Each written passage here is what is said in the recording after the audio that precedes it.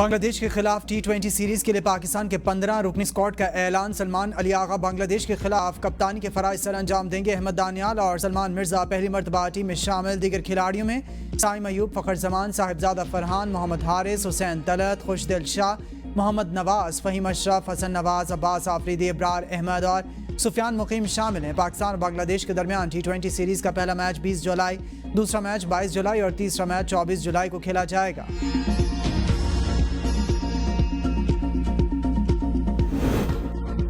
Chief justice یحییٰ آفریدی نے supreme judicial council کا اجلاس طلب کر لیا۔ سپریم جوڈیشل کونسل کا اجلاس 12 جولائی کو ہوگا۔ ذرائع کے مطابق اجلاس میں زیر التواء شکایات اور رولز میں ترامیم کا جائزہ لیا جائے گا۔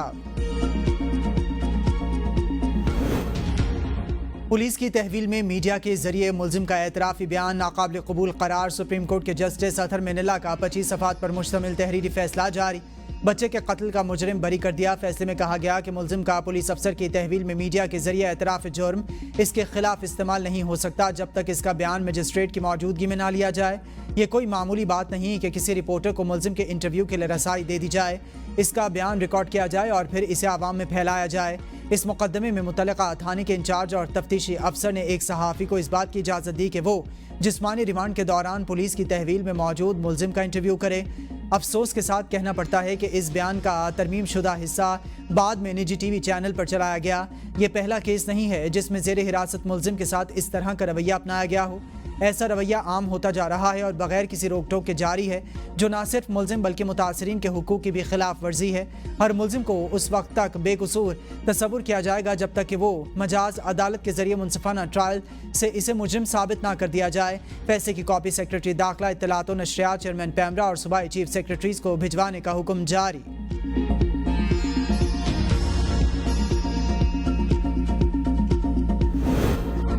پشاور ہائی کورٹ میں اقلیت کی مخصوص نشستوں کا کیس فیصلہ محفوظ۔ مسلم لیگ نون کے وکیل نے عدالت کو بتایا کہ الیکشن کمیشن کے رولز ہیں کہ پہلے ٹوٹل پورا کریں پھر تقسیم کریں۔ ہمارا کیس 3 دن کی مہلت دے کر الیکشن کمیشن کے سامنے رکھا جائے۔ جسٹس ارشد علی نے الیکشن کے نمائندے سے استفسار کیا کہ ہمیں یہ سمجھا دیں کہ 8 فروری کا الیکشن مکمل نہیں ہوتا، آپ کس طرح تقسیم کرتے ہیں؟ آپ تو سیٹیں مارچ 2024 میں دے رہے ہیں۔ الیکشن کمیشن نے 22 فروری کو 5 سیٹیں ایلوکیٹ کی تھیں۔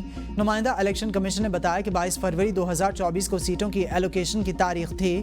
جن جماعتوں کی پوزیشن تھی ان کو اس کے مطابق سیٹیں دی گئیں۔ وکیل گورپال سنگھ نے کہا کہ مسلم لیگ نون نے 2024 میں صرف ایک اقلیت نشست کو چیلنج کیا تھا۔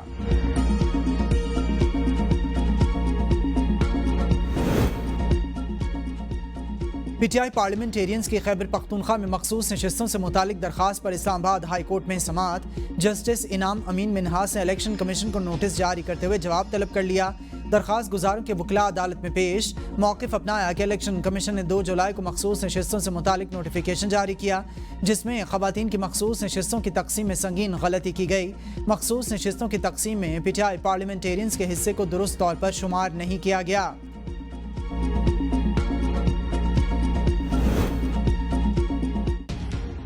اپوزیشن پارٹیز میں ذرا برابر بھی اخلاقی جرأت ہوئی تو مخصوص نشستیں لینے سے انکار کر دیں گی۔ بیرسٹر سیف کہتے ہیں کہ قانون عدالت تو 26ویں آئینی ترمیم میں جکڑی ہوئی، اخلاقی جرأت ترمیم سے آزاد ہے۔ مخصوص نشستیں صرف پی ٹی آئی کا حق ہیں۔ پہلے فارم 47 کے ذریعے پی ٹی آئی کا مینڈیٹ چرایا گیا، اب مخصوص نشستیں بھی بانٹی جا رہی ہیں۔ جعلی حکومت نے پی ٹی آئی کے خاتمے کے لیے ہر حربہ استعمال کیا مگر ناکام رہی۔ امیر حیدر خان ہوتی کا مخصوص نشستیں نہ لینے کے حوالے سے بیان خوش آئند ہے۔ مولانا فضل الرحمان نے 26ویں آئینی ترمیم کے وقت پی ٹی آئی کا ساتھ چھوڑ دیا تھا۔ فضل الرحمان کو اخلاقی جرأت کا مظاہرہ کرنا چاہیے۔ خیبر پختونخوا کے ولیج کاؤنسلز میں صفائی ستھرائی کے لیے خصوصی پروگرام شروع کرنے کا فیصلہ۔ پہلے مرحلے میں 2061 دیہی یونین کاؤنسلز میں پروگرام شروع کیے جائیں گے۔ وزیر اعلیٰ الیمین گنڈاپور کی زیر صدارت محکمہ بلدیات کے اجلاس میں بریفنگ۔ ابتدائی طور پر 5.5 ارب روپے کا تخمینہ لگایا گیا۔ ہر یونین کاؤنسل کے لیے 4 افراد پر مشتمل صفائی عملہ یومیہ اجرت پر بھرتی کیا جائے گا۔ یہ عملہ یونین کاؤنسل کی سطح پر گھر گھر جا کر کوڑا کرکٹ اٹھا کر ٹی ایم اے کے کلیکشن پوائنٹس تک پہنچانے کا کام کرے گا۔ ایک لوڈر گاڑی اور دیگر ضروری سامان فراہم کیا جائے گا۔ متعلقہ assistant commissioner tehsil, municipal officer اور assistant director local government program پر عمل درآمد کی نگرانی کریں گے۔ وزیر اعلیٰ نے کہا کوشش ہے کہ 14 اگست تک پروگرام کا باضابطہ اجرا کریں۔ ہزاروں لوگوں کو روزگار کے مواقع ملیں گے۔ Chief justice Sindh high court justice Muhammad Junaid Ghaffar کی مزار قائد پر حاضری۔ Chief justice Sindh high court نے بابا قوم کے مزار پر پھولوں کی چادر چڑھائی اور فاتحہ خوانی کی۔ Chief justice Sindh high court justice Muhammad Junaid Ghaffar نے مہمانوں کی کتاب میں تاثرات بھی قلم بند کیے۔ وفاقی وزیر داخلہ محسن نقوی کا FIA کراچی زون کا دورہ۔ حوالہ ہنڈی مافیا کے خلاف مؤثر کریک ڈاؤن۔ بھکاریوں کو بیرون ملک بھجوانے کے لیے ایجنٹ مافیا کی سرکوبی کا حکم۔ کہا کسی کا دباؤ قبول کیے بغیر مافیا کے خلاف بلا امتیاز کارروائی کی جائے۔ بھکاری مافیا پاکستان کے امیج کو خراب کر رہا ہے، ایجنٹس کے خلاف بلا امتیاز ایکشن نظر آنا چاہیے۔ جعلی ادویات کے مکروہ دھندے میں ملوث لوگوں سے آنی ہاتھوں سے نمٹا جائے۔ جعلی ادویات کا کاروبار کسی صورت برداشت نہیں۔ وزیر داخلہ کا نان کسٹم مصنوعات کے خلاف بھرپور کارروائی کا حکم۔ 5000 سے زائد ڈالر بیرون ملک لے کر جانے والے مسافروں کے خلاف سخت ایکشن کی ہدایت۔ لاہور میں بھی بادل برس پڑے، کئی گھنٹے سے وقفے سے بارش۔ نشیبی علاقوں میں پانی کھڑا ہو گیا۔ جیل روڈ پر 47 ملی میٹر، ایئرپورٹ 35، گلبرگ 42، لکشمی چوک 32، نشرت ٹاؤن 52، جوہر ٹاؤن 27 اور قردبہ چوک 33 ملی میٹر بارش ریکارڈ۔ پانی کی بروقت نکاسی کے لیے بھاری مشینری کا استعمال کیا جا رہا ہے۔